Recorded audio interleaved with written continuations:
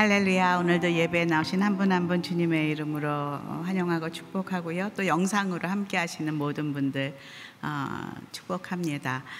계속 로마서를 저희가 큐티 묵상하고 있습니다. 로마서를 묵상하면서 느낀 것이 있습니다.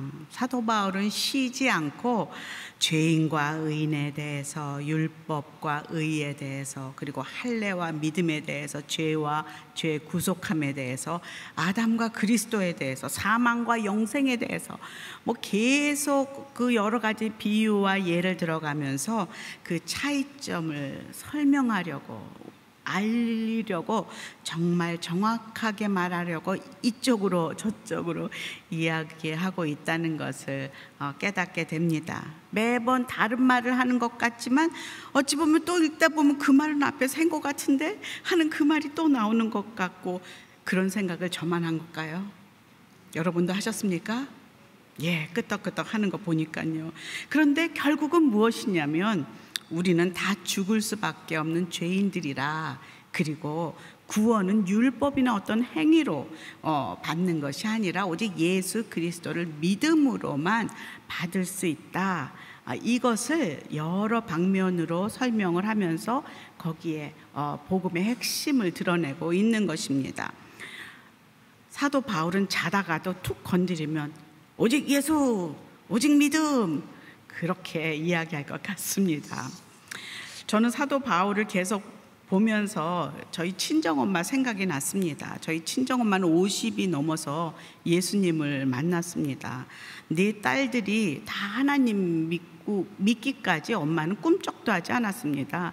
그리고 워낙 그 엄마의 자신의 의, 정직하게 살고자 하는 의, 그런 것 때문에 엄마는 안 믿을 것 같다라는 그런 저희들의 그런 믿음이 있었는데, 그 엄마가 어느 날 성경을 읽다가 그 안에서 예수님을 만났습니다. 그런데 우리가 감당이 안 될 정도로 너무 변해가지고서 우리 엄마 만나 할 정도로 획가닥 180도 변해서 이제는 완전 다른 믿음의 여인의 모습으로 그렇게 뛰어가기 시작했습니다. 그래서 무슨 얘기를 해도 하나님으로 다 통하는 거예요. TV를 봐도 옆에서 노래를 잘하는 사람이 있으면 옆에서 엄마는 저 사람이 예수님만 믿으면 얼마나 좋을까 하면서 기도하고 있고, 차만 타면 전도하고 하여간 제가 옆에 어떨 때는 좀 있기가 민망하게 그렇게 자꾸 예수님 얘기를 해가지고 제가 힘들었던 어린 시절의 기억이 있습니다. 그리고 제가 보이프렌드 얘기를 해도 하나님이 이래서 제가 짜증을 냈던 기억이 있습니다. 엄마는 뭐든지 다 하나님이래. 그랬던 엄마를 기억을 합니다. 근데 그 친정 엄마의 나이를 훌쩍 뛰어넘어 제가 이제 우리 아이들에게 이렇게 이야기할 때 하나님께서 모든 것을 하나님으로 시작해 끝났던 그 엄마의 그 모습이 나에게는 정말 부족하구나, 그런 생각을 하게 됩니다. 정말 사도 바울 닮았던 그 엄마의 고백들, 그 믿음을 담고 싶다라는 소망이 있습니다. 여러분도 그러시죠? 하나님께서 뭐든지 거기서 시작을 하면 훨씬 쉽게 열리는 것을 자꾸 나로 시작하니까 점점 얽히고 어려워지는 것을 우리가 살면서 경험하게 됩니다.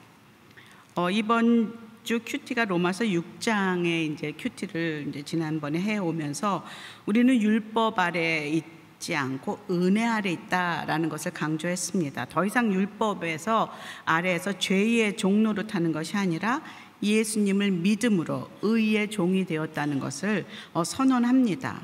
그래서 죄의 종으로 살았다면 결국 다 죽을 수밖에 없었지만 하나님의 종이 되어서 이제 영생을 선물로 받게 되었다라고 사도 바울은 외칩니다. 그래서 어제 큐티 마지막 절 기억하십니까? 로마서 6장 23절 함께 읽어볼까요? 시작. 죄의 대가는 죽음이요 하나님의 은사는 그리스도 예수 우리 주 안에 있는 영생입니다. 아멘. 그리고 오늘 이제 7장으로 들어옵니다. 오늘 말씀은 로마에 거주하는 성도들, 특별히 유대인 성도들, 구약의 율법에 친근해서 이게 한번 들어오니까 이게 잘 떨어지지 않는, 그 어릴 때부터 들었기 때문에 거기서 나오지 못하는 그런 유대인들, 또 그들에게 어떤 면에 영향을 받은 로마에 있는 이방인 그리스도인들에게 지금 과학 공부하듯이 율법과 율법으로부터의 해방은 어떻게 하는 것인가 라는 그 말씀을 부부 관계에 빗대어서 설명하고 있습니다. 정말 이것은 얼마나 우리 안에 뼛속 깊이 우리의 율법과 우리의 전통과 어릴 때부터 들은 그런 엄마에게 들었던 것, 뭐 어디서 보았던 것, 이런 것들이 우리를 올가매는지, 하나님을 만나고 예수 그리스도를 믿는데도 종종 이런 이야기를 듣습니다. 제가 빨간 펜으로 이름을 쓰면 엄마 일찍 죽어, 이름 쓰지 마. 기왕이면 까만 펜으로 쓰지 왜 빨간 펜으로 써? 이렇게 뼛속까지 들어있는 뭐 생일을 치르는데 앞에는 치러도 되는데 뒤로 가면 안 된다 그러든가 뭐 그런 이야기, 결혼할 때도 뭐 날짜를 바꿔 뭐 이런 복음과 전혀 상관없는 어릴 때부터 들었던 이런 그렇죠? 우리 그런 게 있어요. 나는 지금 갑자기 하니까 생각이 안 나는데 어느 날 나도 모르게 툭 튀어나오는 그런 전통, 또 그런 헛된 생각들, 거짓들, 이런 것들에 이렇게 묶여있는 우리가 있다는 것을 우리는 인정합니다. 지금 그것을, 율법을, 하나님을, 예수님을 만난 그리스도인들인데도 자꾸 이 율법에서 기왕이면 이렇게 하는 게 낫지 않나? 그런 생각을 갖고 있다는 것이죠. 기왕이면 주일날 뭐 이렇게 하는 게 더 낫지 않아? 빨래를 안 하는 게 하는 것보단 더 낫지 않아? 이렇게 하면서 복음을 희석시키는, 우리는 구원은 예수 그리스도를 믿음으로 얻는 것인데 자꾸 율법으로 돌아가는 이런 우리의 모습, 지금 부부관계를 설명하면서 지금 말하고 있습니다. 1절부터 3절 함께 읽어보겠습니다. 시작. 형제들이여, 내가 율법을 알고 있는 사람들에게 말합니다. 여러분은 율법이 사람이 살아있는 동안에만 그 사람을 지배한다는 것을 알지 못합니까? 결혼한 여자가 그 남편이 살아있는 동안에는 법으로 남편에게 매여 있으나 그 남편이 죽으면 남편의 법에서 벗어나게 됩니다. 그러므로 남편이 아직 살아있을 때 여자가 다른 남자에게 간다면 간음한 여자라 불릴 것입니다. 그러나 만일 남편이 죽으면 그 법에서 벗어나게 되므로 다른 남자에게 가더라도 간음한 여자가 되지 않습니다. 부부 관계는 언약 관계입니다. 그래서 하나님과 사람 앞에서 죽음이 우리를 갈라놓을 때까지, 이 검은 머리가 파뿌리처럼 흰머리가 될 때까지 사랑하겠습니다, 함께 살겠습니다, 이렇게 서약하고 언약하고 맺어진 것이 부부입니다. 사실 요즘 같으면 뭐 이혼을 너무 쉽게 결정하고 또 서약도 쉽게 깨는 이 시대에 살고 있지만 그 시절은 달랐습니다. 결혼은 서로에게 구속력을 행했고 언약을 깨트리고 신의를 저버린 배우자는 도덕적으로 책임질 뿐만이 아니라 법적 책임까지도 물었던 그런 관계가 바로 부부의 언약 관계였다는 것을 우리는 다시 한번 상기시키면서 한 번 부부는 평생 부부가 되는 그런 그림입니다. 바울은 유대인들을 아내로 묘사하고 율법을 남편이라고 해서 이렇게 언약을 맺어서 결혼하고 살았다라고 유대 이스라엘의 구약 시대의 사람들을 이야기합니다. 우리도 그리스도를 만나기 전에는 율법을 배우자 삼아 세상의 철학과 전통을 배우자 삼아 그렇게 살던 사람들입니다. 그것에 매였던 사람들이죠. 사실 하나님이 시내산에서 주신 율법은 그 자체로 선한 것입니다. 다만 그 율법을 온전히 지켜낼 능력이 우리 안에 없다는 것이죠. 그래서 율법이 문제가 아니라 우리 자신이 문제인 것입니다. 우리는 태어날 때부터 아담의 후손으로 강력한 죄의 DNA가 내 안에 있어서 본질상 죄인으로 태어나서 절대로 율법을 지킬 수가 없습니다. 그러기에 옳은 말만 하고 의를 행하기를 요구하는 남편 율법, 그 율법이 살면 살수록 너무 힘이 듭니다. 자꾸 나를 추궁하고 나를 그건 죄다, 그것은 하나님이 기뻐하시지 않는다, 막 이렇게 들추니 정말 마음이 힘듭니다. 또 남편은 그 율법은 인격체가 아니니까 이렇게 낙심하고 있는 나를 도울 능력도, 위로할 수 있는 능력도 없습니다. 무엇보다도 내가 지은 죄를 용서해 줄 수 있는 능력은, 힘은 더더욱 없습니다. 끊임없이 판단하는 잣대가 되어서 나의 죄를 들춰내고 자꾸 정죄하니까 죄의식만 자꾸 쌓여가고 같이 살기가 쉽지 않은 싫은 그런 상황입니다. 그런 엄한 남편, 율법과의 결혼은 절대로 즐겁거나 행복할 수가 없습니다. 다만 율법 남편을 통해서 깨달은 것은 있습니다. 그래, 내 안에 의가 없구나. 나는 율법을 행할 능력이 없구나. 죄 가운데 태어나서 이제 죽을 수밖에 없는, 죄의 삭은 사망인데 죽을 수밖에 없는 그런 죄인이구나. 이것은 율법 남편을 만나서 깨달은 좋은 점입니다. 로마서 3장 20절 한번 읽어볼까요? 시작. 그러므로 율법의 행위로는 하나님 앞에서 의롭다는 인정을 받을 육체가 없습니다. 율법으로는 죄를 깨달을 뿐입니다. 아멘. 지금 한 말은 제 얘기가 아니라 성경에 다 나와 있는 말입니다. 그러나 율법에도 한계가 있습니다. 법은 그 사람이 살아있는 동안만 법의 효력 아래 있을 수 있다는 것입니다. 배우자 중에 한 사람이 죽게 되면 다른 한 사람은 그 결혼이라는 언약 제도의 그 강제성에서 벗어나서 자유의 몸이 될 수 있다는 것이죠. 문제는 율법은 죽지 않고 1.1획도 변하지 않습니다. 그래서 이 율법 남편과 헤어지는 방법은 내가 죽어야 됩니다. 그래서 어떻게든지 헤어져야 되는 것이죠. 그러나 이것 또한 나의 힘으로 가능하지 않습니다. 이런 우리를 불쌍히 여기시고 우리를 구원하시기 위해서 하나님께서 자신의 아들 독생자 예수 그리스도를 보내주셔서 우리를 구원해 주시기로 결정하셨습니다. 오직 하나님만이 이 죄 문제를 해결하실 수 있는 분이시기 때문입니다. 로마서 8장 3절 함께 읽어볼까요? 시작. 율법이 육신으로 인해 연약해져서 할 수 없던 그 일을 하나님께서는 하셨습니다. 곧 하나님께서는 죄를 속량해 주시려고 자기 아들을 죄 있는 육신의 모습으로 보내셔서 육신 안에서 죄를 심판하셨습니다. 아멘. 예수 그리스도를 죄 없는 그 하나님의 아들을 보내셔서 율법의 나의 죄의 대가를 예수님이 대신 치르도록 그렇게 하셨다는 것이죠. 그래서 많은 사람들이 유일하게 외우는 성경 뭐죠? 요한복음 3장 16절. 한번 그 안에 이 복음이 담겨 있는 거예요. 16절 17절 한번 읽겠습니다. 시작. 하나님께서 세상을 이처럼 사랑하셔서 독생자를 주셨으니 이는 저를 믿는 자마다 멸망하지 않고 영생을 얻게 하려는 것이다.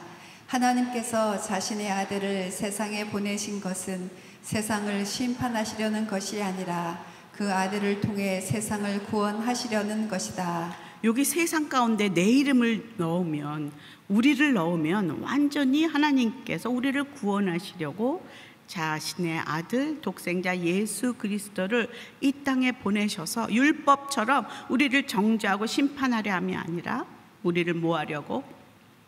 구원하시기 위함이다 라고 말하고 있습니다. 이것이 기독교의 핵심 복음입니다. 이 결정의 근원에는 하나님의 사랑이 있습니다. 이 세상을 이처럼 사랑하사, 저와 여러분들을 이처럼 사랑하사 죄의 싹신 사망으로 달려가는 우리를 긍휼히 여기사 율법과의 결혼은 예수님이 오심으로 이제 끝이 날 수 있었습니다.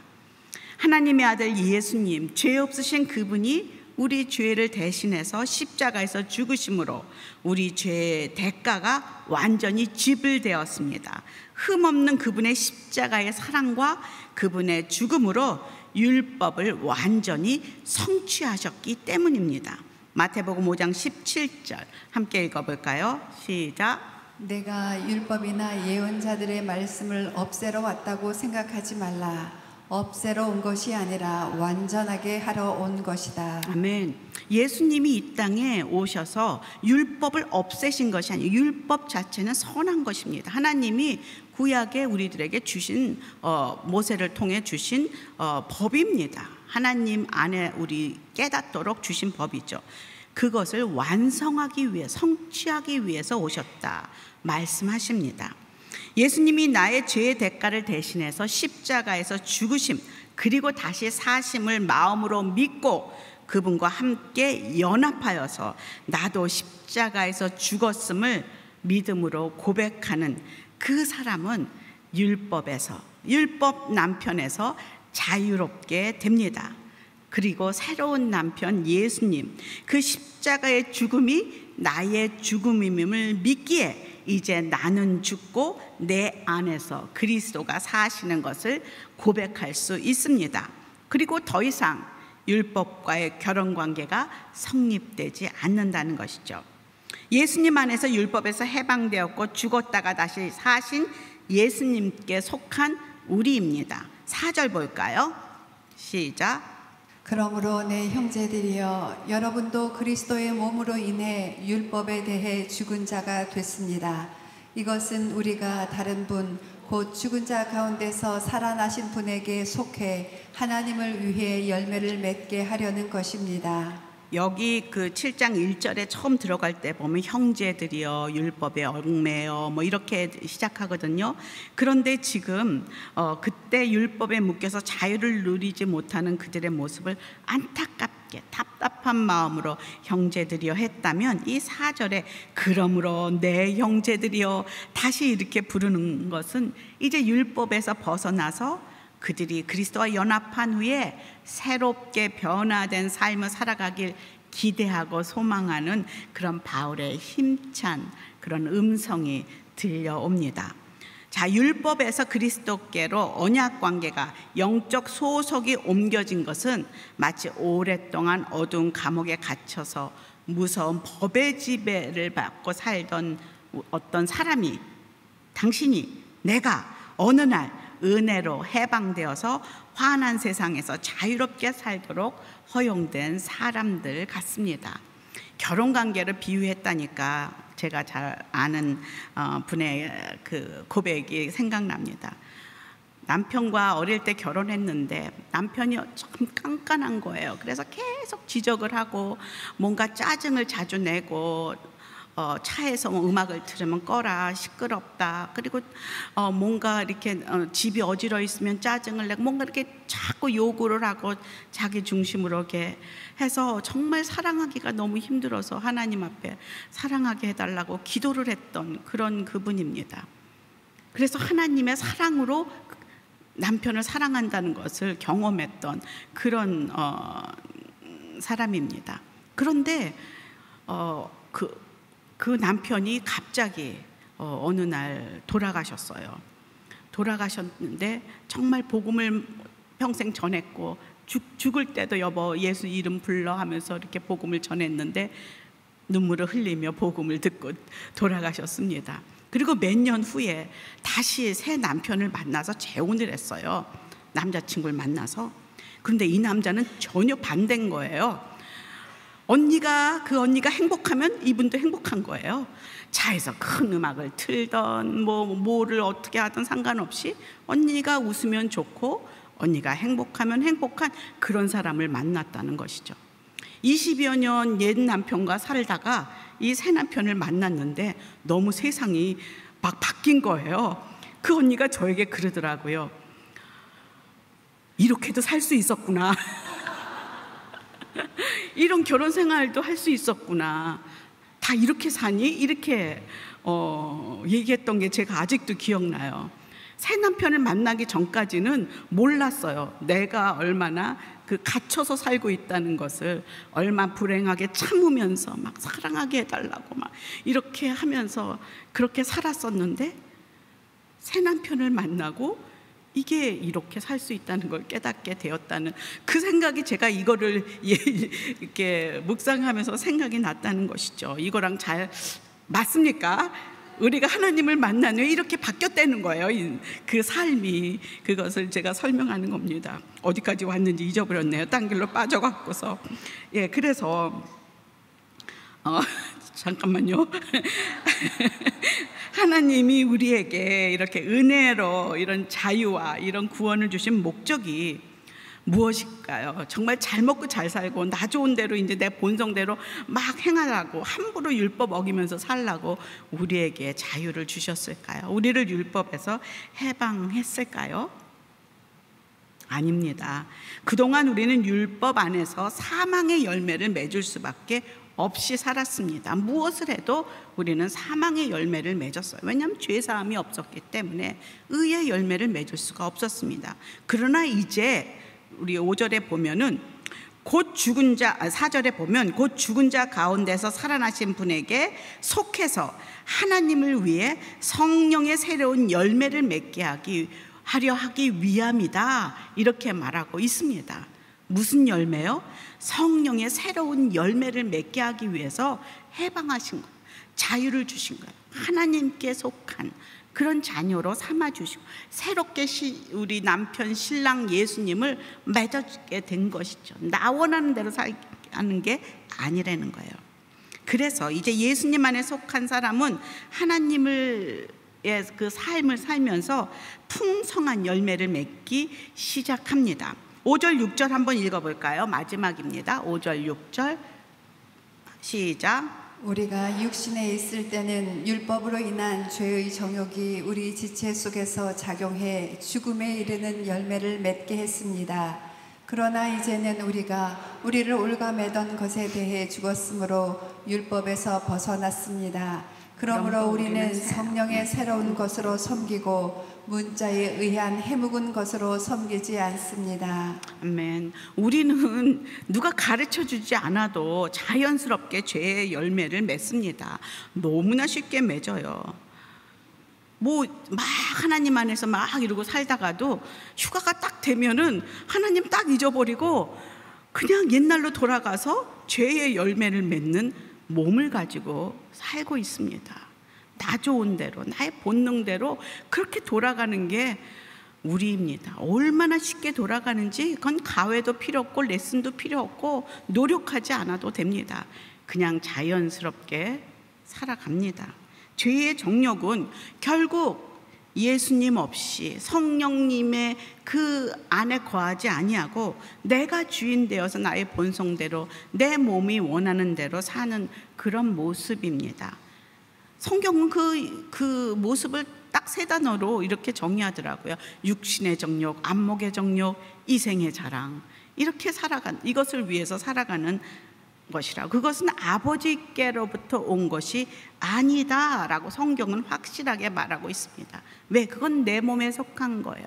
내 육신의 정욕에 따라서, 그리고 내 안목의 정욕, 눈에 보이는 거를 그냥 보는 대로 저거는 뭐 메이커야, 저거는 샤넬이야, 뭐 이러면서 갑자기 그냥 거기에 하나님을 막 묵상하다가 그리로 확 돌아가는 그 우리의 육신의 안목의 정욕, 세상살이의 자랑, 나는 이런 사람이야 뽐내고 싶고, 그게 바로 우리 이브가 넘어진 거거든요. 선악과를 먹지 말라고 그렇게 그랬는데 선악과를 딱 보니 사단이 그 뱀이 꼬시는 거예요. 네가 이걸 먹으면 하나님처럼 눈이 밝아질 거야, 너는 대단한 사람이 될 거야. 그랬더니 갑자기 선악과가 달라 보이기 시작해. 그 전까지는 하나님이 따먹지 말랬던 그런 거부해야 할 죄로 우리가 여겼다면, 그 사단의 그 음성을 내가 먹으니, 내가 들으니 어느 날 그 나의 본성의 죄가 작동하면서 가만히 있어봐, 이게 굉장히 먹음직하고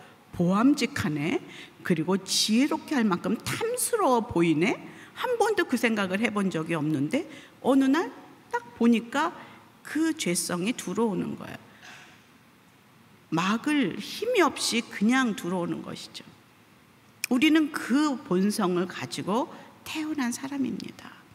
그 아담과 이브의 그 죄성이 내 안에 있기 때문에 우리가 믿음의 주여 온전케 하시는 주를 바라보지 않으면 우리는 어김없이 세상을 바라보게 되어 있다는 것이죠.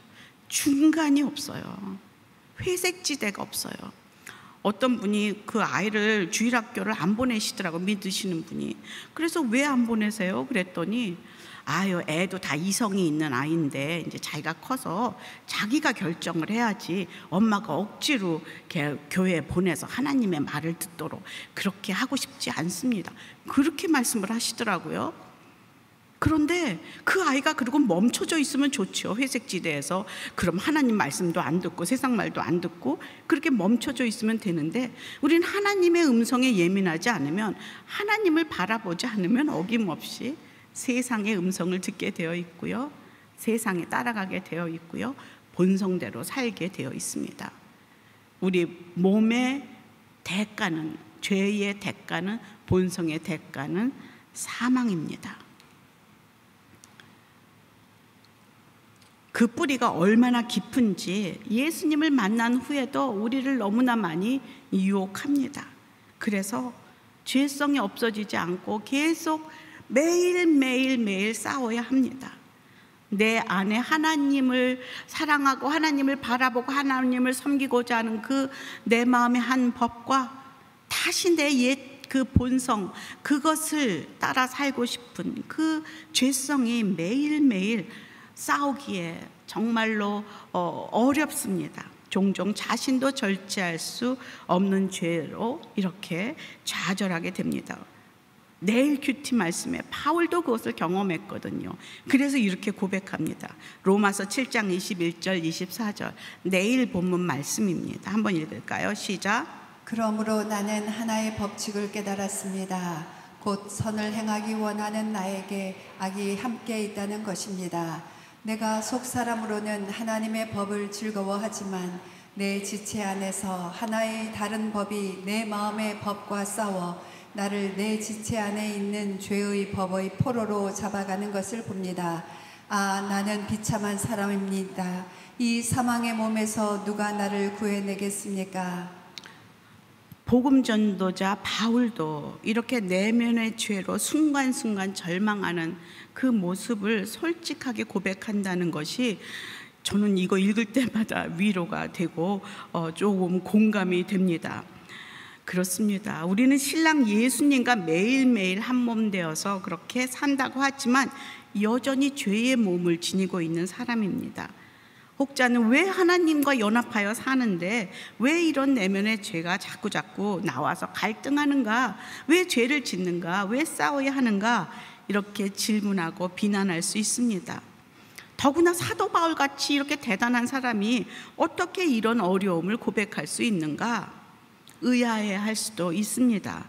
그러나 우리가 이렇게 연약한 몸을 가진 피조물이기에 주님의 그 손길이, 주님의 사랑이, 성령의 인치심이, 성령의 인도하심이 매일매일 순간순간 필요한 그런 사람이기에 오늘도 주의 은혜가 필요합니다. 오늘도 주의 능력이 필요합니다. 지금도 주의 사랑이 필요합니다. 날마다 나는 주의 십자가에서 죽었음을 고백해야 합니다. 이것을 이기는 방법은 매일매일 내가 십자가의 죽음밖에 다른 도리가 없습니다. 나의 이 육신의 죄를 십자가에 못 박는 것 외에는 이것을 이길 능력이 내 안에는 없기 때문입니다. 고린도전서 15장 31절 사도 바울은 이렇게 고백합니다. 시작. 형제들이여, 내가 그리스도 예수 우리 주 안에서 가진 내 자랑인 여러분을 두고 단언합니다만 나는 날마다 죽습니다. 아멘. 누가복음 9장 23절 한번 읽어볼까요? 그러고는 그들 모두에게 말씀하셨습니다. 누구든지 나를 따르려면 자기를 부인하고 날마다 자기 십자가를 지고 따라야 한다. 아멘. 날마다 죽고 날마다 나를 부인한다는 것은 과연 무엇입니까? 어떻게 이것이 가능합니까? 매일매일 주와 동행하며 살아가는 삶을 의미합니다. 나 혼자 살면 자연스럽게 옛자로 우리는 돌아갑니다. 육신의 정욕, 안목의 정욕, 이생의 자랑, 먹음직하고 보암직하고 지혜롭게 할 만큼 탐스러운 것에 나는 붙들려서 하나님 말씀을 잊어버리고 선악과를 취하며 살아가는 그런 죄성이 내 안에 흐르고 있기 때문입니다. 그렇게 연약한 사람이기 때문입니다. 그래서 매일매일 나의 본성을 십자가에 못 박아야 합니다.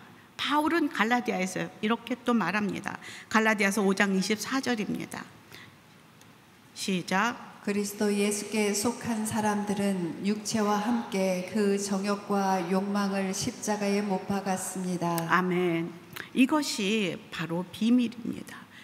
우리의 정욕과 이생의 자랑, 안목의 정욕, 이런 내 안에 있는 죄성들을 십자가에 못 박은 사람들이다. 내가 죽었음을 고백하는 사람들이다.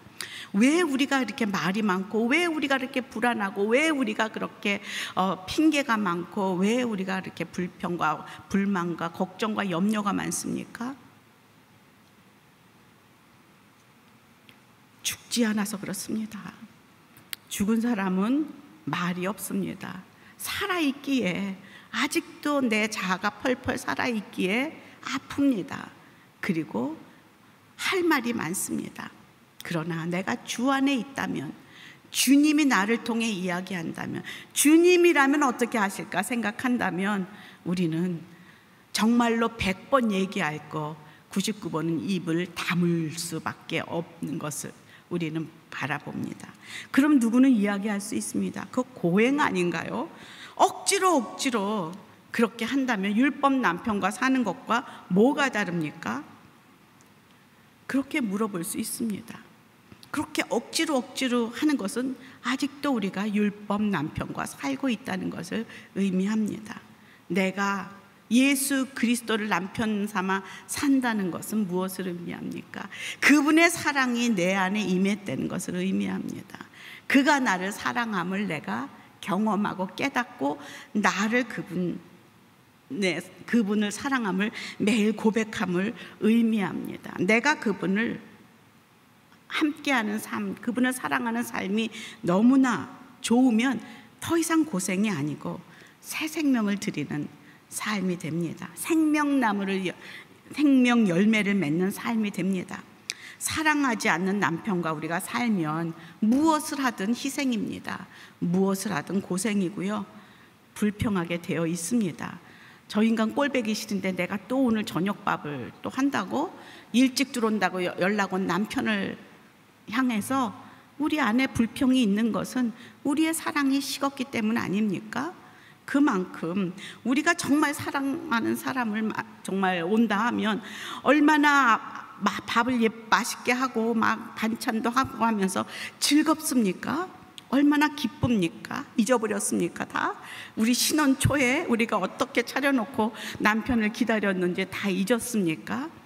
사랑이 우리 안에 있으면 그것이 그렇게 즐겁고 고행이 아닙니다. 그러나 어느 날 그것이 미움으로, 어느 날 그 사랑이 식으면 고생이 되고 그것이 힘들게 된다는 것이죠. 좀 쉽게 말하면 똑같은 행동을 해도 그 사람에 대한 사랑과 그 깊이와 넓이와 높이가 얼마냐에 따라서 나의 삶이 기쁨인가 고난인가 즐거움인가 고통인가 갈라지게 된다는 것이죠. 예를 들어서 돈을 똑같이 드려도, 제가 지금 시어머니가 되니까 좀 이 말하기가 그런데, 시어머니한테 드리는 것은 막 계산합니다.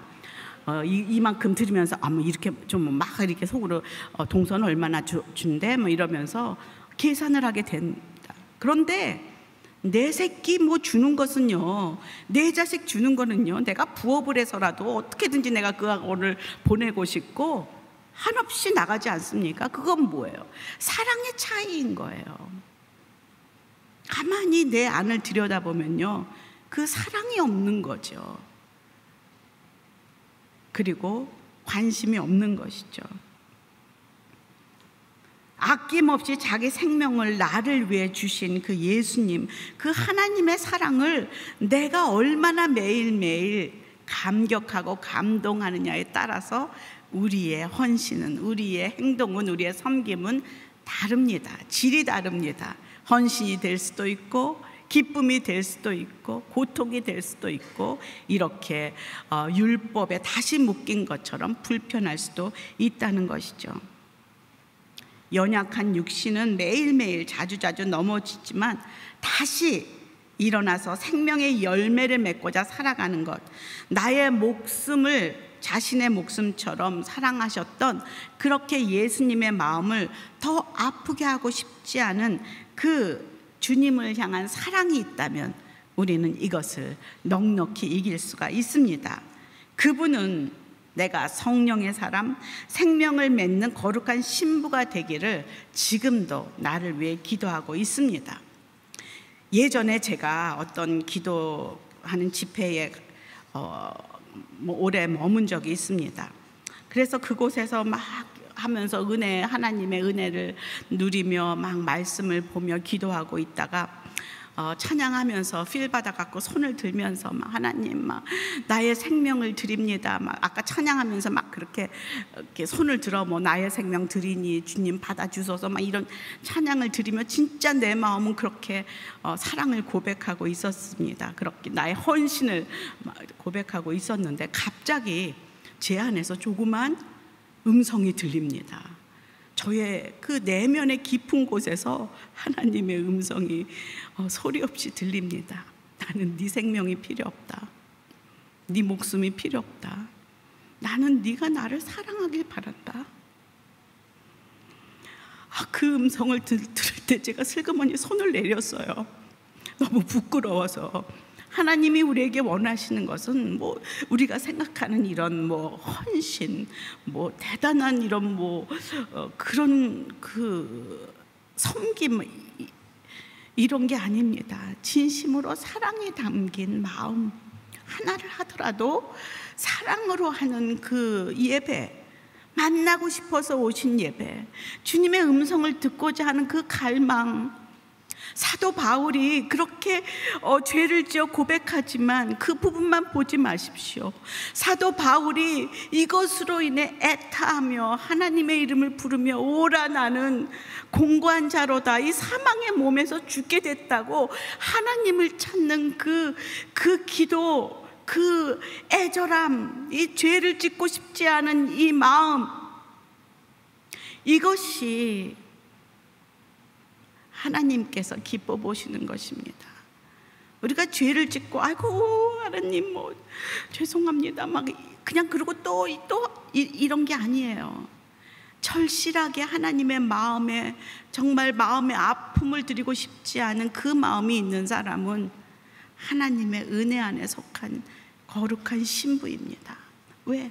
내 남편 신랑 예수님의 마음을 기쁘게 해드리고 싶기 때문입니다. 사도 바울도 이렇게 내면의 아픔을 호소하지만 사랑에 의지하여서 다시 일어납니다. 그리고 그 사랑에 의지하여서 또 넘어지고 또 넘어지지만 결국은 선교의 길을 또 떠나고 그리고 마지막엔 순교의 길까지 묵묵히 믿음 안에서 주님의 사랑을 의지하여 마침내 그 길을 끝까지 마치는 것을 우리는 성경을 통해 보게 됩니다. 그 원동력은 다른 것이 아니라 바로 죽기까지 자신을 사랑하신 예수님의 사랑 때문이라는 것이죠. 사도 바울이 고백하는 그 믿음의 고백 볼까요? 마지막 로마서 8장 34절, 35절, 38절, 39절 함께 읽겠습니다. 시작. 누가 정죄하겠습니까? 죽었을 뿐 아니라 살리심을 받으신 분은 그리스도 예수이십니다. 그분은 하나님 오른편에 계시며 우리를 위해 간구하십니다. 누가 우리를 그리스도의 사랑에서 끊을 수 있겠습니까? 환난이나 곤고나 핍박이나 배고픔이나 헐벗음이나 위험이나 칼이겠습니까? 확신합니다. 죽음이나 생명도 천사들이나 악마들도 현재일이나 장래일이나 어떤 능력도 높음이나 깊음이나 다른 어떤 피조물도 그리스도 예수 우리 주 안에 있는 하나님의 사랑에서 우리를 끊을 수 없습니다. 어디서 끊을 수 없다고요? 그리스도 예수 우리 주 안에 있는 그 사랑, 하나님의 사랑 안에서 우리를 끊을 수 없다. 우리를 다시 살리는 것은 결국 하나님의 사랑입니다. 그 사랑에 힘입어서 다시 일어날 수 있습니다. 다시 또 시작할 수 있고요. 우리의 인생길, 그 믿음의 길을 주님을 바라보면서 주와 함께 동행하면서 온전하게 마칠 수 있는 저와 여러분 되기를 간절히 주의 이름으로 소망합니다. 묵상 몇 가지만 적어 보았습니다. 내 안에 누구나 있습니다. 내가 버리고 싶은 이 내 내면의 죄의 정욕은 무엇일까요? 나는 육신의 정욕, 안목의 정욕, 이생의 자랑, 이런 것 중에 내가 약한 부분은 무엇인가? 나를 한번 다시 돌아보고, 그리고 그 십자가에서 내가 매일 못 받고 싶은 내면의 죄는 무엇이 있는가? 왜 그 사람을 그렇게 아직도 미워하고 있고, 왜 그 사람을 축복할 수 없는가?